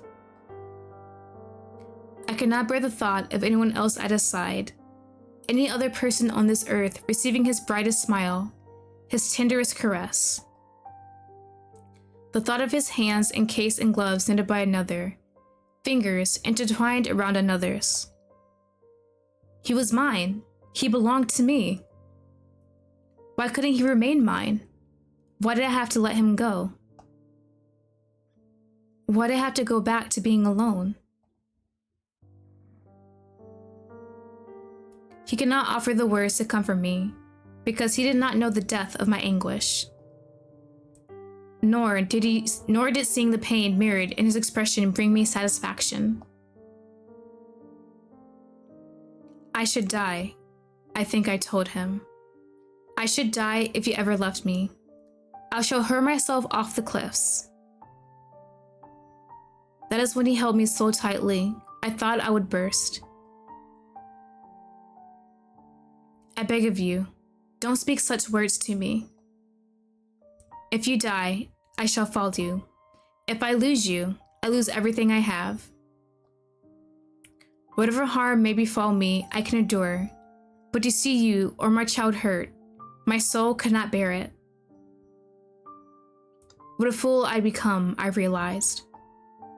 Foolish and jealous and flawed, almost as if I were really human. I was so tired. Then, I should have apologized. But I simply collapsed onto the floor and cried. Then, I promised him I would not speak these words again. He kissed my brow and stroked my hair, and then he swore to me in turn. I love you so much, Star. I'll always love you. I'll never leave your side. Not until the day I die. That's enough talk of dying today, I say, my throat dry. I've made you late. Be on your way. He sweeps me back and kisses me until I am out of breath before he does. Later that night, as I wait for his return, the sheep in their pen, our son dozing on my lap, supper growing cold in the pot, do I realize the gravity of what he said. If you die, I shall follow. If I lose you, I lose everything I have. I didn't know whether to be happy or afraid. I know I would soon have to die. I would have to leave this place. But did I have to leave him behind? Did you truly mean your words? His steps are so quiet. I don't hear him coming from the path until he swings open the gate. I rush to meet him by the door. The devastation on his face stops me dead in my tracks. Ooh, what happened? 330 years ago. Oh my god, we're getting deeper into this past. The boy's cough had turned to something much, much worse. Oh, he did say he died by a plague, didn't he? Some sickness. Gabriel, please. We should leave soon. You can't save everyone here. You should take our son and go, my love. I'll write to my father's relatives. Not without you. Never. I should be dead. I should die here. Not you. Please, I beg, falling to my knees before him. He lowers himself down to my height, holds me in his arms, and says in that voice, ever gentle, ever soothing, "This is my duty, my love. I can't leave when there are people I can save. Our child needs saving. He needs his father. He'll have you." No, no, no, no, he won't, I want to scream. He'll hate me. He'll never call me Maman again if he finds out what I am. Why are you so willing to give your life for the sick and helpless? Why won't you live for me? You said you would never leave me. Star, please. I love you. I love you and our boy more than anything on this earth. But how could I be a man worthy of you if I ran away from the oath I swore to keep? You are a knight's son through and through. I realize that he is my everything, but I am not everything to him. I am simply a girl whose heart you can break whenever you please. I should throw this body away and see what you think then. How'd you regret your words once you lured me into the grave? I thought, suddenly, of my true face, my true self lying in the earth. It felt so very long ago when she was I and I was she. I scarcely thought of her as myself any longer. Perhaps it did not matter whether he foolishly threw his life away. Perhaps there is another way. a way to keep him by my side forever. Damn death or time or fight. If he won't go, then I must stay too. Darling, remember what I swore to you, in sickness and in health, until death parts us. That too is my duty. You are mine always, but I too am yours, no matter what happens. He closes his beautiful eyes. We can't let our child be orphaned again. He needs you. He needs his living parent, you fool. We won't. No, I will not lose him either. Our son leaves with a wagon of other children and still-faced families for a province to the south. They just let him go? He has to be torn from my arms. My beloved hands him, with tears in his eyes, to that lovely young widow whose face I wanted to steal. How protectively she holds my little boy. How fiercely she swears to me to guard him. How brave and noble she looks, carrying another child to safety, even as she mourns a family of her own. I should hate her even more. But my heart is too full of misery and helplessness for more bitter resentment. He is so small and frail. What will he do when he wakes in the arms of a stranger? With neither of us by his side to hold him, sing to him, soothe him. Will he remember me? Will he think I abandoned him? Will he hate me for it? Will he hold on. As long as you survive, as long as you grow healthy and hale, you can despise me all you wish. When you are grown, I will find you again, my love, my lamb. I did not birth you. I feasted on your kin. But I am, and always will be, your mother. Oh, that kind of hurts. I don't think they ever got to see the kid again either. Late in the night, my beloved pores over books, texts, treatises, searches for anything at all the night of a cure. I stay by his side as the candles burn, tirelessly, preparing remedies to soothe the pains, herbs to mask the rot, incense to cleanse the pride of bones charred and bodies burned. Gabriel, please. You'll be of no help to no one if you collapse. He sways unsteadily. I try to pull his tall frame into his chair. He falls against it, pulls me with him onto his knees. There, he holds me for a long, long time. You're always right, my love. He rests his head back in his seat, and within seconds, he is sound asleep. Unable to move him, I bring a blanket of heavy wool and cover him as best as I can. I lay down alone in our bed that night. It had always felt so narrow. But now, it is impossibly vast and empty without him.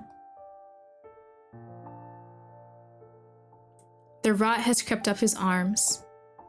It eats at his right hand, covering his fingers in dark and foul splotches. His face contorts in pain when I change his bandages. It's no good. It's better I lose this arm than try to save it. My handwriting was hardly legible anyway. He tries to laugh through gritted teeth. How can you smile at a time like this? We unearth his father's sword from the chest beneath our bed. Its steel blade still glistens.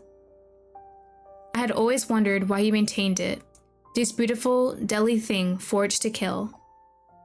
Perhaps he knew it would someday have its use.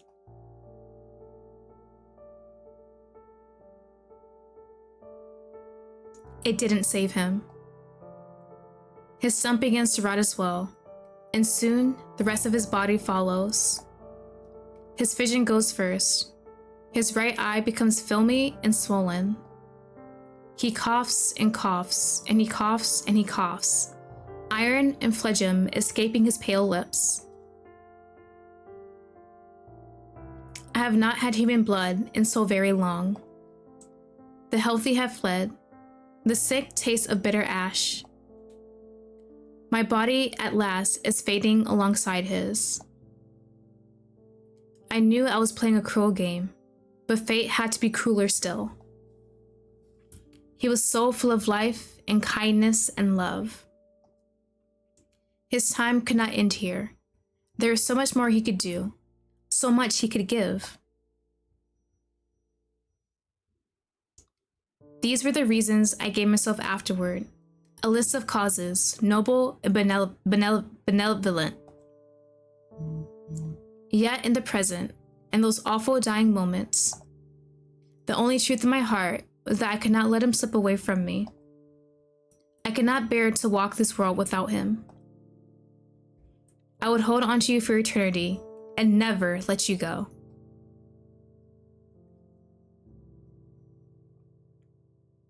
Ooh, okay. He lies, unmoving, on a straw mat, barely recognizable as a human beneath his bandages.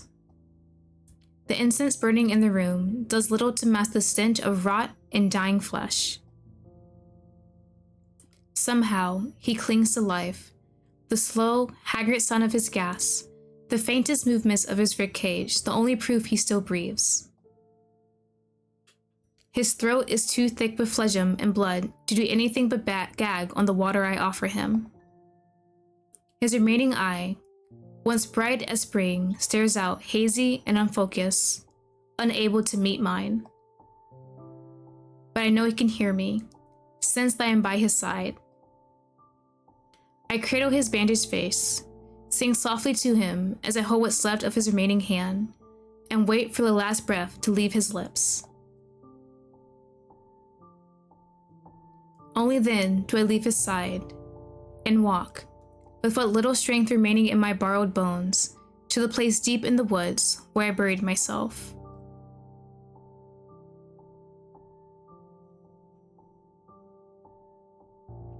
I attach a new arm to his flesh, sew new fingers to his hands, stitch new nails to each one. I stitch close his wounds, working as carefully as my patience allows. My hands were always deftly in my borrowed form, but compared to my own skin, may as well have been a child's clumsy fingers. Such freedom is like stretching my wings after being cocooned. I cannot wait to share this feeling with you, my love. Did he really like that though? I do the best I can with what I can scavenge, sighing as I work. A habit of being alive. What need did I have to breathe now? Oh, how I wish I could find another eye so green, the color of spring leaves. But this cold, dark one will have to do. Oh, that's why he has the hair covering that one eye. I cut away his old skin, stretch a new one over his flesh, and stitched him tight until he is perfect, ashen, flawless. Save for the crooked crescent moon I carved into his wrist. From my heart, I give him my lifeblood, my ichor. Into his marble lips, I pour iron from this discarded body's veins. Then I wait, and I watch, as his eyes flicker open. Ooh, oh, that's gonna be a weird feeling, right? I cradle his head against my chest, my fingers intertwined around his wispy silver locks. Welcome back, my love, I whisper. His body is still for a moment. I rest in my arms, then his eyes go wide. Suddenly, he pushes me back, staring at me in confusion and panic. Oh yeah, he doesn't know the whole thing. What happened? Who? My wife. Where is she? Darling, it's me. Your star. Recognition does not light up in his eyes. I mean, you're in a different body right now, so he definitely cannot tell. I had thought, foolishly, that he would know me in any form. But he was only human. He brings his hand before his face, then stops, slowly, He turns his flawless fingers over, staring at each one.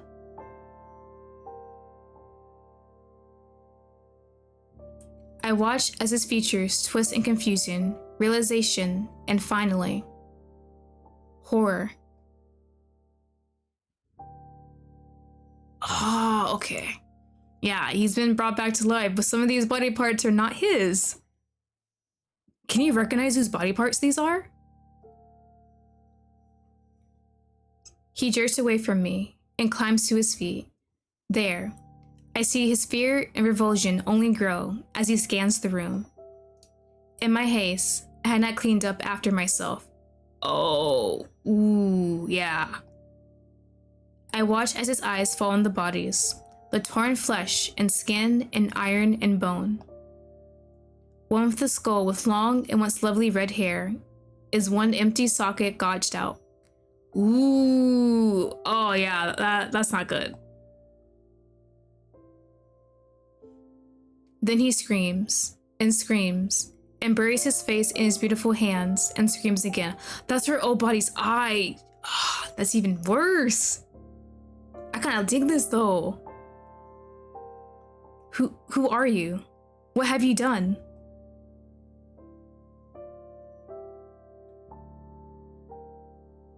He asks me a few questions and speaks few words.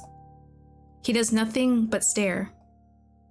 Stare at the charred remains of the pyres against the sky, day and night. Stare at his hands, his perfect hands, as if they are the ashen claws of a beast. He does not drink unless I force the iron down his lips. One night, after a long hunt, I returned to find the house empty, his familiar form gone from his vacant seat, leaving nothing behind but the memories of the life we once shared. Oh, is that when he parted? Ooh, yeah, that was rough. That was really rough. Autumn 300 years ago. So, like, is their kid okay, though?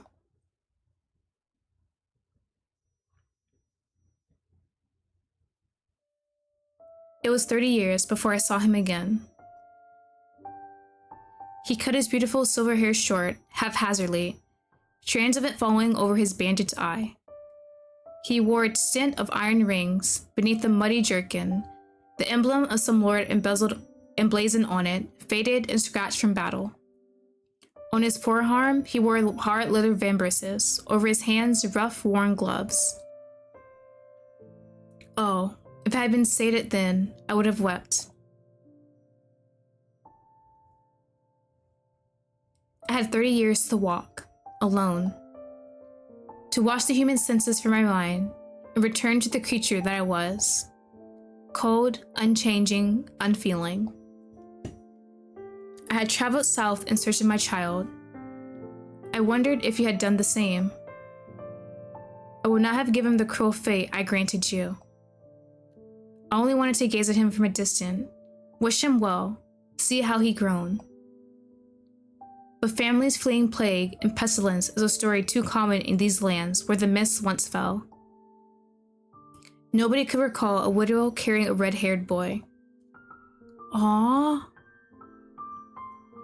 My poor sweet darling was always so fragile, so frail.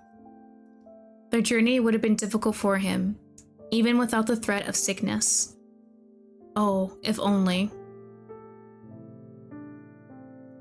On the nights that I hunted, gorged in iron red, and sweet until my heart again started to beat, the memories would come back to me. I would think of him, and of you. I longed for you so ardently. I wanted both to hold you and tear you to pieces, to rip the beautiful skin I stitched for you to shreds. To sink my fangs into your throat, watch the ichor drain from your snow-white flesh. I would curse your name and cry for you in the same breath. I would wonder if you had ever loved me as deeply, as endlessly as I loved you. I would cry for your return, for you are mine, you are mine, you are always mine. Then I would weep and sing myself to sleep. But even with the flow of fresh blood had gone from my veins, deep within my still heart, I still loved you. Beneath that, I resented you. But above all, I missed you so keenly, so terribly, as if a piece of myself was gone. There, standing before you in that field again, I could have fallen to my knees and wept to see what you become. My gentle, harmless lamb, I changed you. I turned you against your nature, forced you to hunt and maim. To take the role of a common soldier, how starved had you been? How desperate that you sipped like a carrion crow on the bodies that littered the battlefield. I knew how much it must have tortured you. But as long as us humans reward, we of the dead should never go hungry. That thought was a sharp and bitter feeling in my cold heart. A waste of the precious life given to them, if only. There, you dropped to the ground and knelt at my feet. Gabriel? How I longed to hold you in my arms, caress your face. Oh, when I saw you, decades apart may have well been days. I would beg for your forgiveness. I would kiss your sweet lips and sigh. Just as I opened my mouth to speak, I cannot walk beside you as your husband, my lady, you said. The shepherds I loved died in that village, alongside the man that I was. If my heart was not already dead, it would have turned to stone and crumbled away to dust. But I cannot walk alone any longer. I can't. I have no path to follow, now but yours. No other purpose to serve than yours. Please, let me devote myself to you. In your voice, I heard a lost lamb begging to be guided, to be left alone no longer. A feeling I knew all too well. Rise, sweet Gabriel. I am happy you returned to me. Only ask one thing, you replied, still kneeling. If I ever lose you, myself, go mad for blood, turn into a monstrous being, you must destroy me. Don't speak such words to me. Promise me. You stared at him with one green eye, pleading.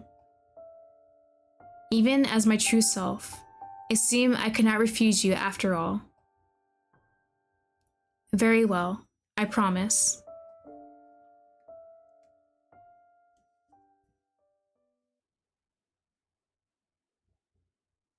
Winter present. Oh, this hurts. This hurts. This hurts a lot, actually, man. I cannot deal with this right now.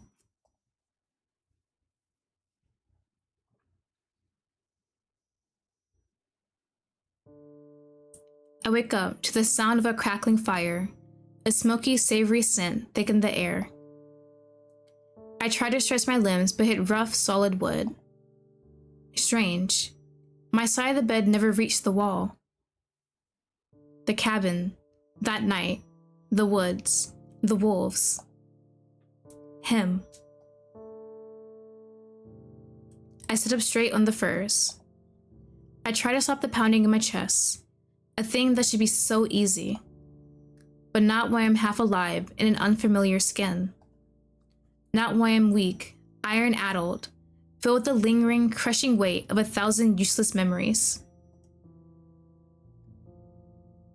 At the other side of the room, he sits on the stool, tending to a large pot over the fire.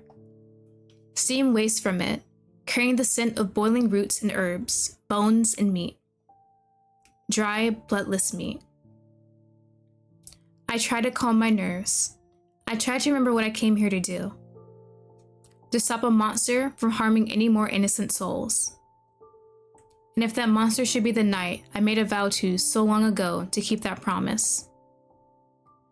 I try to shake off the traces of half-painted, worthless dreams that clouded my resolve, but their shadows lingered in my heart.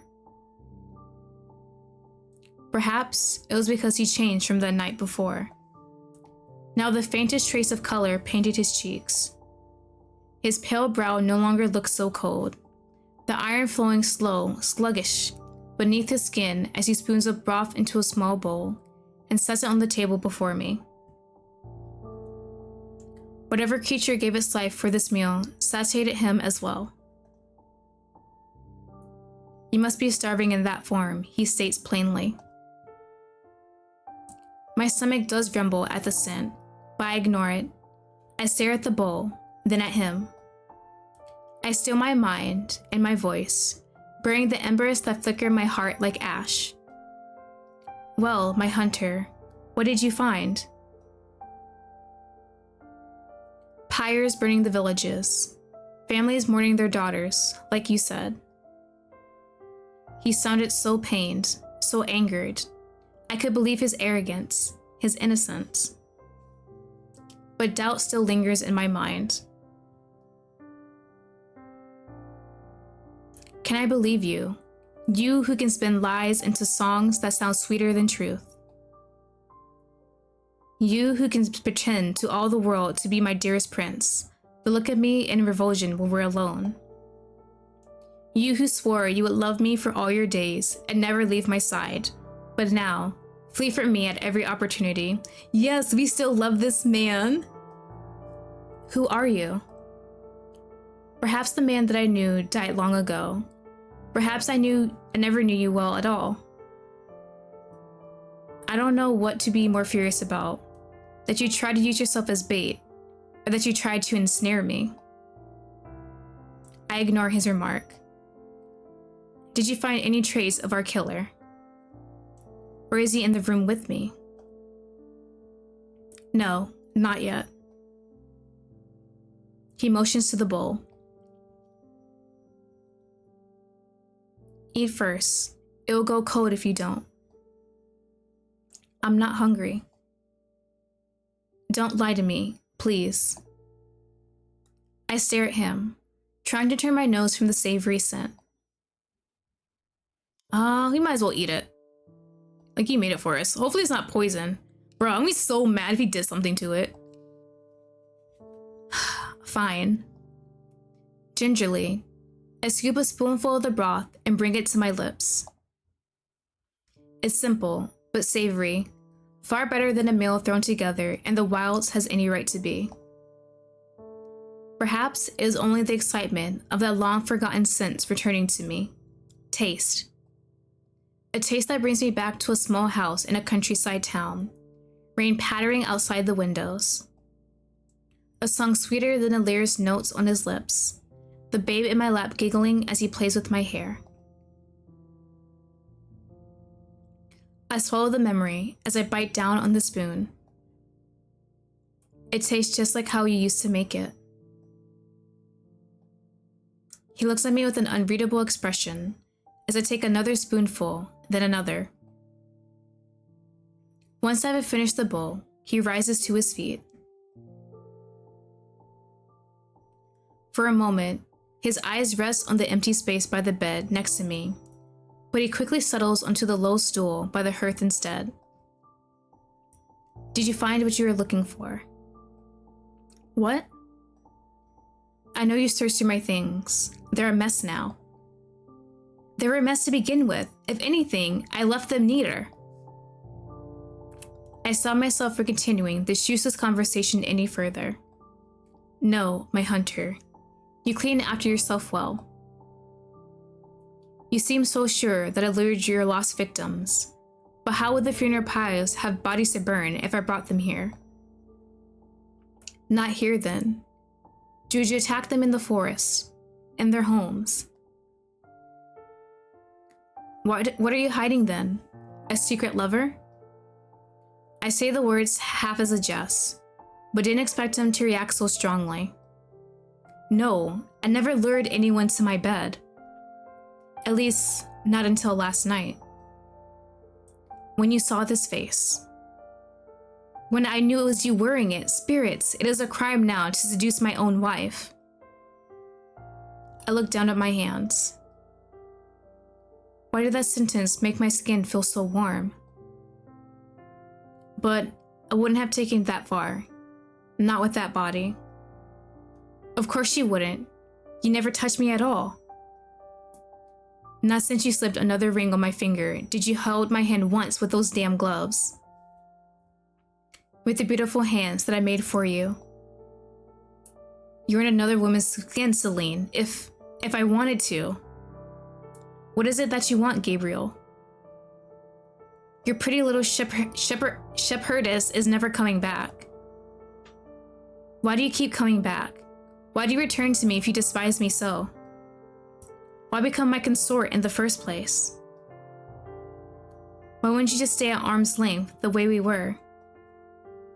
Lady and knight, a shepherdess and lamb, a love that burned once, both are destined to smolder into cold, white ash. Not this lie, not this tale we wrote for the world. Take heed before ye iron blood, for the ashen prince will come for thee, with heart of stone and cloak of snow. Where the mist queen wanders, he shall go. Why couldn't I let you go? Why does that thought even now tear me into 1,000 pieces? I don't despise being at your side. Liar. Only wish you would listen to me for once. He stops, lips frozen mid-sentence like a statue. Then, without a sound, he cranes his head as if trying to hear something above the winter wind. What is it? He motions for me to be quiet. I'm not finished. I don't have to listen to you. But some instinct in my half-living heart bids me indulge him. I sit very, very still. All of a sudden, it's vividly apparent to me how much sound I make with my warm, living body. How much blood pounds through my ears as I struggle to breathe as quietly and shallowly as I can. All the while, my hunter sits still as marbled cold as stone. Then, with a sweep of his cloak, he rises from the stool. I hear it now too. Footsteps crunching through the snow, drawing nearer. Flicking his head towards the bed, he signals me to hide. I slip myself as best as I can beneath the uncomfortably cramped space as I watch his footsteps approach the door. My heart feels like it's in my throat. My living human instincts scream at me to run. But I do not. I wait and wait. Until, from the other side of the wooden door comes a slow, simple knock. I hold my breath as my hunter slowly swings open the door. The wind whistles as the snow makes its way inside the cabin, but my hunter does not move. He stands so still. He makes no sound at all, save a small, sharp breath. Who is it? Why won't you say anything? Celine? What? Huh? And then, in a sing-song voice, a familiar voice, an impossible voice, the intruder speaks. What's wrong, darling? Do not end it like that. Hold on. Yeah, thank God. Are you so surprised to see me, my sweet Endymion? Won't you invite me inside? Oh my God! Wait! Oh, wait. When she takes on a new skin, she has to leave her old one. So someone found her skin and is wearing it. Who the hell stole her skin, though? Oh, I don't like that. Don't look at me. Don't look at me. Oh, wait. That was kind of haunting. Wait a minute. And that's how it ends? No! Are you serious? I'm not gonna lie. The ending definitely did not. Darling, don't you recognize me? No, I don't recognize you. Bro, it's me, your sweet star. Ooh. She's so pretty though. I might let her wear my skin.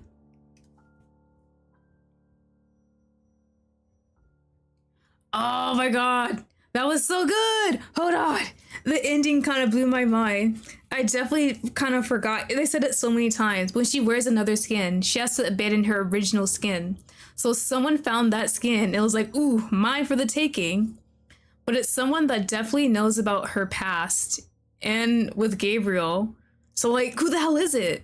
And we don't know much about the sun. What happened to the sun? I need to know that part.